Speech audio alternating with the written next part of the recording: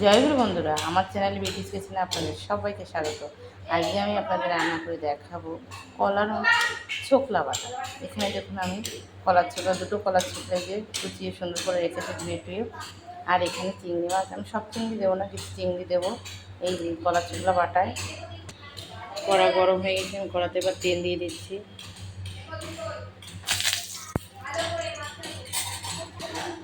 তেল দিয়ে দিয়েছি। আমি তেলের ভিতরে আমি কলার ছোকলাটা যে বাটা করব, তাতে যে উপকরণগুলো দেবো সেগুলো একটা একটা করে দিয়ে দেবো।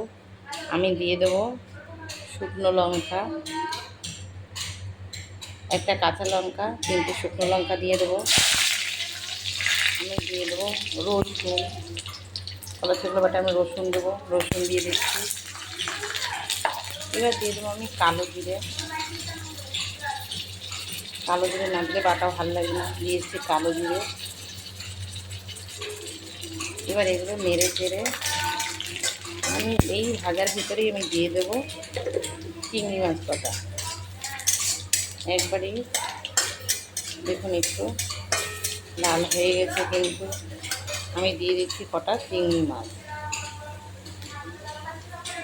এই দেখুন কটা চিংড়ি মাছ দিয়ে দেবো, যেহেতু অল্প একটু কলার ছোকলা তাই চিংড়ি মাছও কম দেবো।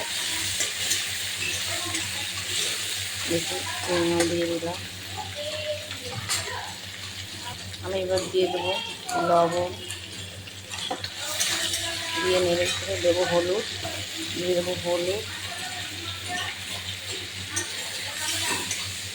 দিয়ে নেড়ে ছেড়ে এবার কলার ছোকলাগুলো দিয়ে দেবো।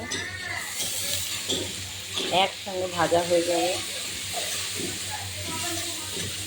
এবার আমি নেড়ে ছেড়ে ঢেকে দেবো, তাতে কলার ছোকলাটা সেদ্ধ হয়ে যাবে।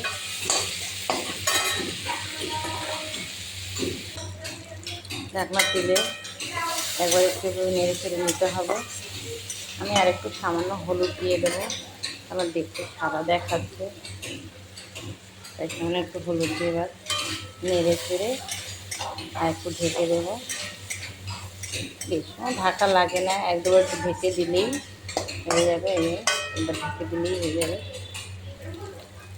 এই দেখুন হয়ে গেছে।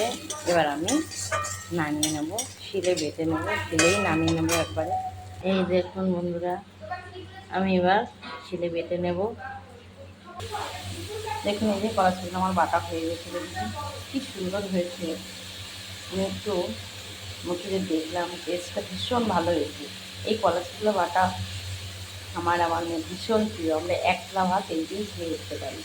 তো এইভাবে কিন্তু চিংড়ি মাছ, রসুন, কালো জিরে ফোড়ন দিয়ে আপনারা অতি অবশ্যই কলার ছোকলা বাটা খেয়ে আমাকে কমেন্টে জানাবেন সেটা কেমন লাগে।